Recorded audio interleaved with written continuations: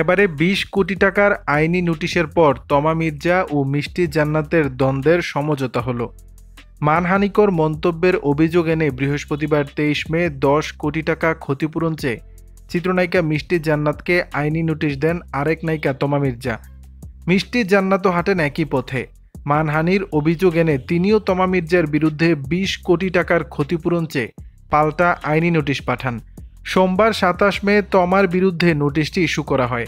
এ নিয়ে যখন উত্তাল নেট দুনিয়া, তখন বিষয়টি নজরে আসে বাংলাদেশ চলচ্চিত্র শিল্পী সমিতির। সভাপতি মিশা সওদাগরের সভাপতিত্বে মঙ্গলবার ২৮ মে শিল্পী সমিতির কার্যালয়ে তমা মিষ্টিকে নিয়ে বৈঠক হয়। সেখানে দুই নায়িকার দ্বন্দ্বের মিটমাট করা হয়। এ সময় শিল্পী সমিতির সহসভাপতি ডিএ তায়েব বলেন, তমা মিষ্টির মধ্যে ভিন্ন মতের কারণে মনোমালিন্যের সৃষ্টি হয়। এই মনোমালিন্য দূর করতে তারা বাংলাদেশ চলচ্চিত্র শিল্পী সমিতির শরণাপন্ন হন। পরে সমিতির সভাপতি মিশা সওদাগরের উদ্যোগে ও কার্যকরী পরিষদ সদস্যদের উপস্থিতিতে বিষয়টির সুষ্ঠু মীমাংসা হয়। এই বিষয়ে যাতে আর পুনরাবৃত্তি না হয়, মিশা সওদাগর বলেন যে বিষয়টি হয়েছে ঠিক হয়নি, দুজনে ভুল বুঝতে পেরেছে। শিল্পী সমিতির মাধ্যমে পুরো বিষয়ের অবসান হয়েছে।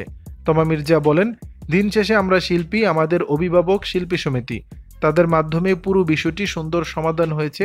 ধন্যবাদ শিল্পী সমিতিকে। মিষ্টি জান্নাত বলেন, বাবা মায়ের মতো অভিভাবক শিল্পী সমিতি, সমিতি আমাদের দ্বিতীয় পরিবার, তাদের উপস্থিতিতে সুন্দর সমাধান হয়েছে।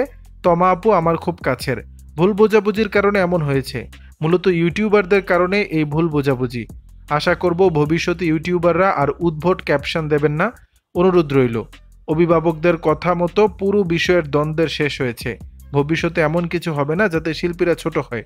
দর্শক, বিষয়টি নিয়ে আপনাদের মতামত জানাবেন নিচের কমেন্ট বক্সে।